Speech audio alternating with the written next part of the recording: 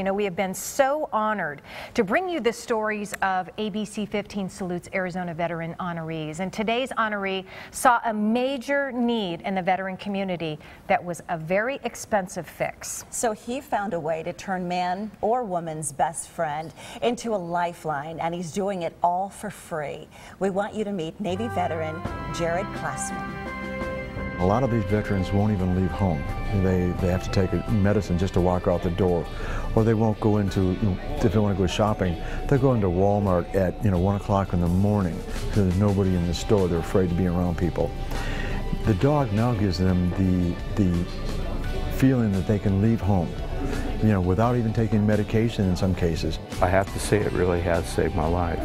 After the news of PTSD, I pretty much went into a depression, and I literally had one foot in the grave. So I couldn't come out and into public. I couldn't go talk. Couldn't even go to the lousy coffee shop to have a cup of coffee. And my world got really small. And getting the dog changed all that. Yeah, good girl. We saw some of the problems some veterans were having. We found out that there was a waiting list of 3 to 7 years for a charitably donated dog, or if they wanted to buy a dog, the cost was anywhere from $25,000 to $30,000. Every dog in here was a rescue of sorts, or was a donated dog. It was not one that somebody went out and paid a lot of money for. These dogs were, had death sentences. So they've come back. They're all doing phenomenal things. They're helping the veterans, and the veterans have saved their lives. So it's just it's a wonderful process. Will you stop moving? That's a good boy. We train dogs for many different things, from hearing alert to seizure alert, diabetes detection, PTSD, any type of the psychological disorders, seizure alert, mobility, and hearing alert. We take the veteran with their dog, and we teach the veteran how to train their dog to do the tasks that they need to do for them. They become a team. They're a well-bonded team where the dog is bonded to the handler, and we get much better results than most people get because of that teamwork. Call your dog. We train the dogs to do many things, and in here they're working at different segments. We run a kind of an obstacle course for them. We practice following, which is when you're going through a tight area, the dog must walk behind you. The dogs learn to turn on and turn off lights. We work on opening and closing doors, and a number of the dogs demonstrate by hitting the handle and pushing the door open, or they'll grab a rope and tug the doors shut, or they'll go around to the back side of the door and use a paw or their nose to push the doors shut. Good girl.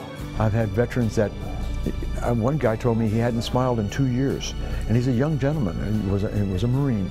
He hadn't smiled. His wife said, no, he hasn't smiled. And he comes in the training center. He was in here this morning, smiling ear to ear. He won't miss a training session when he can come in. So those are the things that make it worthwhile. When I constantly have that smile on their face, it puts a smile on mine. Makes it all worthwhile.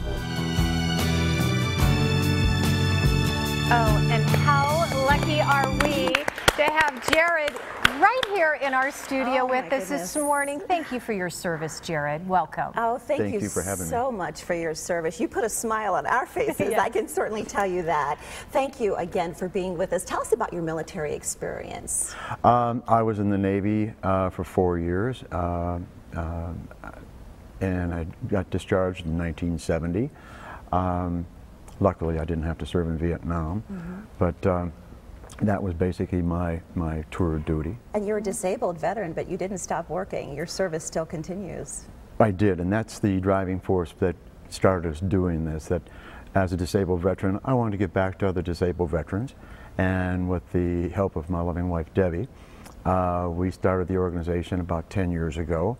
And when I found out I couldn't do it any longer with out of my own pocketbook, because we thought we could help 2 or 3 dogs a year, what could that really cost me? And now we're receiving 80 phone calls a month. Oh my goodness, I can't believe that. The need is so great. The need is huge. We turned it into a charity, a 501c3 charity, and that's where a majority of our funding comes through the tax credit from the wonderful state of Arizona for the working poor. So that is our funding. We now have a training center. We went for years just begging space to train in. because this is all free to veterans, and getting donations in to start with is very hard. But we decided that we wanted to do it anyway, and we still continued to fund our beginning operation out of our own pocket. Now we have a training center that Desert Cross Lutheran Church helped us with, and we thought we were set for years there. Suddenly we've outgrown that. We thought we had 5 to 6 years of being it, and we've already outgrown it in a year and a half. Wow. You know, Gerad, it is amazing because there might be some veterans, and they're coming home, and more and more veterans will be here in our state soon.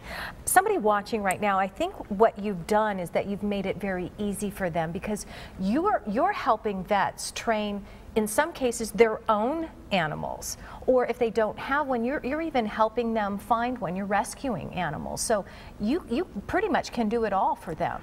We do. We start with the veterans, and that's the key. We work with their own dogs.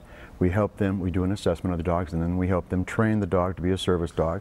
And this is all for real. These dogs are working dogs. We do everything from PTSD, mobility. We have dogs doing diabetes detection, seizure alert, anxiety, depression. These dogs have already, in many cases, saved the veterans' lives. If you ask the veterans, they will tell you that. I mean, I hear stories all the time. Right. I was going to ask you about that. When you have a bond like this, how important is that therapy? Not just for, obviously, the dog, but what is that companionship like, and how is it pulling a lot of these veterans out of this funk that they're in? It's very important. We have a lot of veterans that won't leave home. They stay inside their house, and they'll take a Xanax, and then they still can't get out the door. And the dog enables them, empowers them to leave home and get out into the community and start living life again. We have a lot of veterans that don't go shopping until 2 o'clock in the morning when there's nobody in the store because they're afraid to be around other people. Wow. And this is common. Most people don't know that.